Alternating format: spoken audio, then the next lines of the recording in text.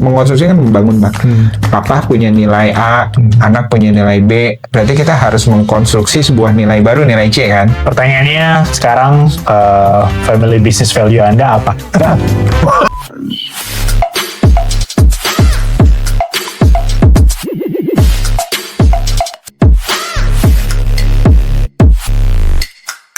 Kenapa di perusahaan keluarga banyak berantemnya daripada sepakatnya?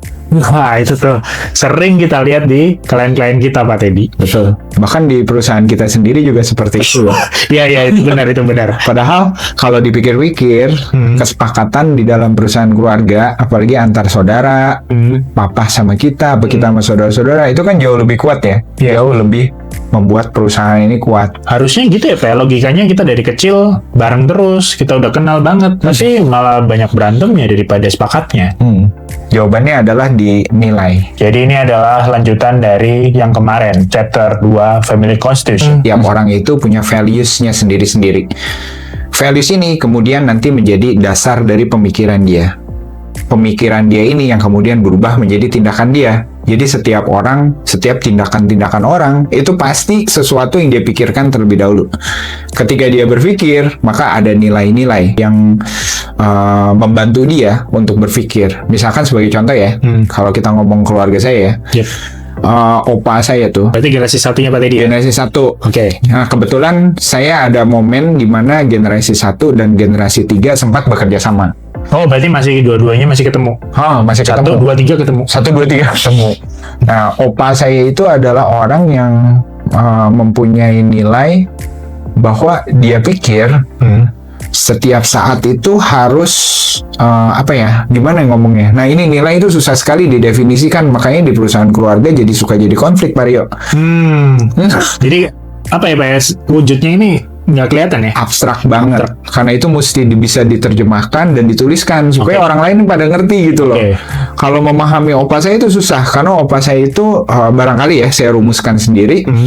Itu nilainya adalah keterbukaan terhadap perubahan. Begitu kali. Jadi opa saya itu meskipun udah lahirnya tahun berapa?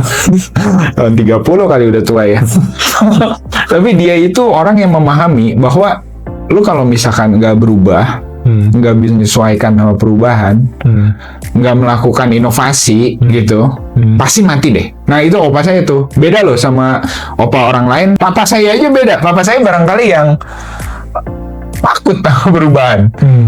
Dia lebih orang yang kalau istilahnya mah ya, nilai yang istilahnya tradisional. Jadi tradisional itu bukan tradisional kayak jamu ya teman-teman ya, tapi tradisional orang yang sangat memelihara tradisi. Menurut orang-orang seperti ini, tradisi itu adalah sejarah masa lalu yang akan menentukan masa depan. Jadi dia selalu memelihara masa lalu tuh. Itu papa saya. Papa saya sama opa saya juga udah beda tuh. Kalau di keluarga saya bener tuh. Kalau saya kan generasi kedua, saya cuma lihat papa sama mama kan berarti, Pak. Jadi papa itu suka kayak opanya Pak Teddy, mencoba sesuatu yang baru, ekspansi terus, bahkan proyeknya itu dibawa terus keluar ke Jawa Timur, sedangkan mama saya sebaliknya, Pak. Udah aman aja di mana Jawa Timur aja supaya kita bisa ketemuan terus. Kalau makin keluar kita kapan ketemunya kayak gitu. Itu yang selalu saya lihat di ruang meeting, itu yang selalu jadi perdebatan yang nggak pernah selesai sampai sekarang gitu. Mau dibawa keluar apa enggak gitu, di sini aja atau gitu. Karena pertimbangan tadi, kalau misalnya terlalu banyak project nanti malah nggak ketemu gitu. Jadi kalau misalkan ada perbedaan, itu nanti pasti kalau perbedaan tidak disepakati, tidak memahami perbedaan ini karena nilai, terus tidak mencari jalan kesepakatan, itu akan parah di bisnis ya, terutama di bisnis ya. Betul. Terutama di bisnis. Betul. Dan yang paling efek buat saya pas bagian reaksi terus ya, ini curhat dikit, itu adalah saya jadi ngeliatnya bingung, Mbak. Ragu-ragu tuh. Ini ikut papa, ikut mama gitu untuk nerusinnya gitu. Nah itu, apakah ada solusinya Pak Teddy ya? Memang sulit sekali merumuskan nilai ya. Kayak kami di konsultan itu kami selalu harus bicara dengan dan memaknai. Itu sulit sekali. Jadi kita bicara sama per generasi udah gitu dengan metode tertentu, baru kita bisa memahami nilainya yang diamini, yang dipegang sama orang ini itu apa. Bagaimana Pak Rio itu menilai bahwa dalam suatu tindakan sosial ini benar, ini salah. Kalau pengalaman saya paling gampang itu adalah lihat aturan di keluarga sih. Jadi misalnya contoh, kalau di keluarga saya Pak ya, pulang jam 11 malam itu dianggap, di atas 11 malam itu udah dianggap salah. Jadi kan harus di rumah sebelum jam 11 malam waktu itu baru benar gitu. Nah, dan menurut Pak Rio, apakah nilai itu kan nilai ya, Iya, nilai. yang menentukan itu benar. Apakah itu harus dilestarikan? Ya kalau karena sudah diomongin Pak, didoktrin, saya harus melestarikan gitu. Terusin ya Pak, aturan kayak gini supaya kita jadi baik. Karena ini udah dari kakek nenek seperti ini gini. Kalau yang Pak Rio ngomongin itu berarti nilai tradisional kan menganggap bahwa aturan-aturan keluarga masa lalu atau berdasarkan tradisi atau nilai-nilai agama itu yang jadi patokan utama. Itu namanya adalah nilai tradisional. Kan contohnya ada kasus nih Pak Rio, ada beberapa klien yang mau menggunakan jasanya Pak Rio, tapi dia mau ngutang. Kira-kira Pak Rio asih apa enggak tuh? Tapi dia mau ngutang nih. Misalkan dia bilang, saya bayar sekian deh Pak Rio, saya pakai jasanya Pak Rio nih, tapi tolong ya pembayarannya 6 bulan gitu misalkan gitu. Apa pikiran Pak Rio menghadapi itu? Jujur Pak ya, langsung pertanyaan real nih. Ngitung dulu apakah ini masuk apa enggak proyeknya. Terus yang kedua, misalnya dia utang 3 bulan loh. Di keluarga nanya apa sih sebenarnya Pak waktu itu? Barangkali itu adalah yang diambil, kan udah tanya papa juga ya. Berarti si papa juga setuju sama keputusan itu kan. Nilainya sama gitu. Nilainya sama. Jadi kita harus bisa memahami nih. Itu salah satu nilai ketertutupan loh Pak Rio sebenarnya ya. Tradisi. Masuknya klasifikasi tradisi. Bagaimana kalau misalkan anaknya berbeda? Anaknya berbeda dengan orang tuanya. Wah, banyak kan yang kayak gitu ya. Itu yang sering kita lihat sih Pak. Ya kasih aja misalkan gitu. Atau dia barangkali jangan dikasih. Jangan dikasih sama sekali. Jangan dikasih sama sekali. Jadi nggak ada profitnya, malah dibawa lari. Itu sering kita dengar tuh. Pemikiran juga akan jadi konflik. Gimana sih lu mikirnya? Terus itu nggak bisa. Yang bisa didiskusikan adalah nilai. Nilainya Pak. Nilainya. Oh, papa nilainya tradisional nih. Sedangkan kalau misalkan bahasa ilmiahnya ya openness to change. Nilai saya ini terbuka terhadap perubahan. Ada perbedaan nilai kita nih Pak, gitu. Nah ini bisa didiskusikan nih, bahkan bisa dirubah bukan menjadi nilai kamu dan nilai saya, tapi bisa dirubah menjadi nilai kami bersama, nilai kita. Itu Pak, Bapak pernah kejadian nggak di ini Bapak sampai ke situ nggak? Iya pernah sih Pak. Ada yang di papa mama itu sama saya beda pendapat tentang temponya sih, tentang temponya kayak gitu. Untuk memahami nilai seseorang tuh nggak gampang, bener-bener nggak gampang. Kalau ini ya di opa saya itu pernah suatu hari opa saya itu bilang, yang paling penting nih lu bisa memahami pelanggan lu, dia bilang gitu. Saya juga mikir apakah ini sekedar teori apa enggak ya, karena opa saya kan nggak kuliah. Kok bisa ngerti, sedangkan kita dengar istilah memahami pelanggan kan di kuliahan ya. Terus opa saya itu bilang, lu kalau inovasi itu penting, dia bilang gitu. Nah bagaimana ide inovasi ini yang susah. Nah bagaimana caranya mendapatkan ide inovasi? Kita tuh disuruh ngikutin pelanggan loh, dari awal dia beli sampai produk kita tuh dimakan.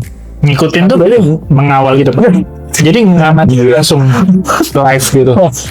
Yang bisa ini saya liatin bagaimana dia cara makannya, ininya. Dan benar, ternyata benar juga nih, kita bisa ngeluarin sebuah produk baru waktu itu. Sedangkan ada beberapa orang yang nggak terbuka sama perubahan, kayak ada om saya yang nggak terbuka sama perubahan. Itu tuh gimana Pak? Ada generasi kedua yang tidak setuju dengan pendapat nilai generasi 1. Nah, nggak setuju sama nilai nggak Pak? Nggak mungkin. Nggak mungkin nggak setuju sama nilai. Nilai itu nggak disetujuin. Dipahami atau tidak Pak? Itu sebabnya kenapa di perusahaan keluarga penting sekali yang chapter 2 ini Pak. Penting banget, Bapak kan tahu. Emang bener tuh. Jadi kalau Pak Teddy dari generasi 1, 2, dan 3 bisa disatukan salah satunya dengan nilai ini Pak ya. Nilai yang didiskusikan, kemudian baru bisa tadinya nilai kamu, nilai saya menjadi nilai kita. Tidak sampai situ, apa yang dibicarakan juga harus diatur. apa yang dibicarakan harus diatur betul. Tugas kita kan. Betul. Lalu lintas ngomongnya, topiknya, penggaliannya. Betul. Oleh sebab itu kita sebagai konsultan harus tahu dulu nih. Sebenarnya ini nilainya gimana sih? Ini gimana sih? Ini gimana? Sebelumnya kita lakukan wawancara mendalam. Nama tekniknya wawancara mendalam. Kemudian ada teknik namanya fenomenologi, Pak. Itu saya pelajarin. Kita punya itu, terus kita kaji sampai kita benar-benar menemukan nilainya apa gitu loh, Pak. Jadi proses bersepakatnya dan endingnya adalah kesepakatan itu ya, Pak ya, tentang nilai dari family business ini. Kenapa penting untuk saling mengenal? Pertanyaan yang dalam sih. Harus makin deep, Pak. Nilai itu ada di dasar, Pak. Kenapa penting? Nah ini nih. Kalau tindakan itu di permukaan, Pak, yang bisa dilihat, pemikiran itu di tengah-tengah, nilai itu di bawah, Pak. Kenapa penting? Waduh. Susah Pak jawabnya. Kalau tanyain live gini susah ini. Karena nilai orang tuanya ya. Karena nilai orang tuanya mamahnya Pak Rio sendiri yang bisa memahami itu, yang bisa jawab. Nah, misalkan ya kita ambil contoh lah, misalkan nilai apa ya Pak ya, nilai tradisional tadi.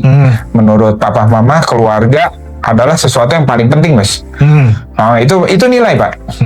Itu nilai-nilai keluarga itu harus dilindungi, keluarga itu harus itu values. Itu udah values-nya. Nah, apa Pak nomor 2, Pak? Harus ada Pak 3 deh. Nomor 2 gila apa ya Pak ya? Keluarga ini ya. Di keluarga, Pak. Saya selalu diomongin bantu saudara sih sebisa mungkin gitu, semampu kita gitu. Jadi punya berapapun kita bantu. Pertanyaan berikut saya, Pak, adalah menurut Bapak, dari nilai-nilai itu, mana nilai-nilai yang kemudian menurut Bapak itu malah menghambat inovasi di bisnis? Misalkan Bapak udah ketemu nih 3 nilai. Dari 3 nilai itu, mana yang menghambat inovasi di bisnis? Waduh, susah ini. Waktu itu aku jadi ingat dari Bapak, bantu keluarga ya. Jadi ada saudara jauh banget yang butuh kerja, tapi nggak kompeten, Pak. Tapi karena memang tadi value membantu keluarga besar gitu, dari manapun pokoknya keluarga kita bantu, ya sudah kita kerjakan, tapi ya jadi ini di lapangan jadi pada itu dia, Pak. Ketika itu dia, Pak. Saya mau cut di situ dulu ya. Memperkerjakan anggota keluarga yang tidak mampu. Kalau misalkan Bapak nggak ngerti nilai orang tua Bapak tentang kekeluargaan itu, Pak, wah itu pasti ditolak sama Bapak pasti tuh. Karena ini kan merugikan, Pak, pasti ya. Kita harus ngegaji orang ini tapi tanpa hasil. Betul, Pak. Gitu. Itu terjadi konflik pasti biasanya. Itu saya konflik sih sebenarnya sih, Pak. Waktu 10 tahun yang lalu, baru lulus masuk terus ngeliatin, loh, ini kok ikut kerja gitu ya. Terus gajinya kok lumayan, tapi di lapangan teriak-teriak, maksudnya anak buahnya teriak-teriak gitu. Itu udah kayak emosi sebenarnya, cuman ngeliatin papa, ngeliatin mama, terus konflik basi, Pak. Semua perusahaan keluarga, kayaknya semua perusahaan keluarga pernah tuh kayak gitu. Iya nggak? Iya. Akhirnya kalau di keluarga saya, Pak, opa saya itu gila loh. Akhirnya dia bilang, kita bikin satu jabatan khusus untuk anggota keluarga yang kebetulan anggota keluarga yang nggak mampu nih di generasi dia ya, di generasi 1. Akhirnya kita bikin direktur berangkas. Kalau kita bisa melihat tindakan ini sebagai sebuah nilai, maka mendorong kita yang sekarang operasional, soalnya kan kita tua, Pak. Cuman kalau sekarang kan yang muda-muda nih yang beroperasional, kita melihat itu sebagai biaya yang harus di cover sama penjualan. Artinya apa? Artinya itu kita malah jadi semangat loh menjual. Berarti kita harus lebih tinggi nih. Karena ada yang tadi itu ya. Kadang direktur berangkas 40 juta. Ada saudara yang tidak kompeten juga. Saya iya. Banyak kan. Oh bisa iya juga ya, Pak ya. Oh bagus juga tuh. Karena kita paham nilainya, maka kita bisa mencari tindakan yang tepat. Pelaku bisnis barangkali tahulah, kita bisa mencari banyak cara kan, Pak, sebenarnya. Betul nggak, Pak? Kalau misalkan nggak ada kan namanya mentok buat pengusaha, Pak. Iya, selalu ada 1000 solusi. 1000 solusi kan. Bisa aja kita bikin ini, bikin itu, bikin ini, bikin itu. Tapi kita mau mikir sampai sana nggak? Kalau misalkan kita konflik gitu, kalau di keluarga saya udah ngelihat ini gila nih si Opa nih. Ngapain kayak begitu? Maka yang kita lakukan adalah bagaimana caranya meyakinkan opa bahwa itu adalah tindakan boros. Ya kan? Akhirnya kita mikir gimana ngekat biaya. Tapi ketika kita tahu value-nya dan ini dijadikan business value buat kita, maka kita terpacu tuh. Jadi family value yang kuat itu jadi nge-trigger Pak ya, bisa ngebangkitin bisnis. Bisa itu idenya. Bahkan relasi juga jadi lebih kuat Pak ya. Ya pasti kan? Iya. Itu idenya Pak. Kena chapter 2 itu idenya di situ. Oke. Dan itu sulit kan Pak. Bapak tahu sendiri. Betul. Proses bersepakat tadi. Padahal ini salah satu konsultan yang tugasnya untuk wawancara. Betul. Dan itu tidak mudah. Tidak mudah. Baiklah Pak Teddy, itu menarik sekali. Jadi proses bersepakat dari values menurut saya akan meningkatkan prestasi dari bisnis itu sendiri dan relasi juga Pak. Proses mengkonstruksi nilai Pak. Papa punya nilai A, anak punya nilai B. Berarti kita harus mengkonstruksi sebuah nilai baru, nilai C kan? Berdasarkan kesepakatan antara orang tua dan anak. Tapi itu harus dibantu sama pihak ketiga memang. Betul. Seperti itu. Nggak gampang. Pertanyaannya sekarang, family business value Anda apa? Itu coba direfleksikan masing-masing dan ya bisa kita diskusikan bersama seperti itu. Oke, bisa jawab nggak pertanyaan tadi? Kalau bisa, mari kita bisa lanjut ke chapter berikutnya. Prestasi.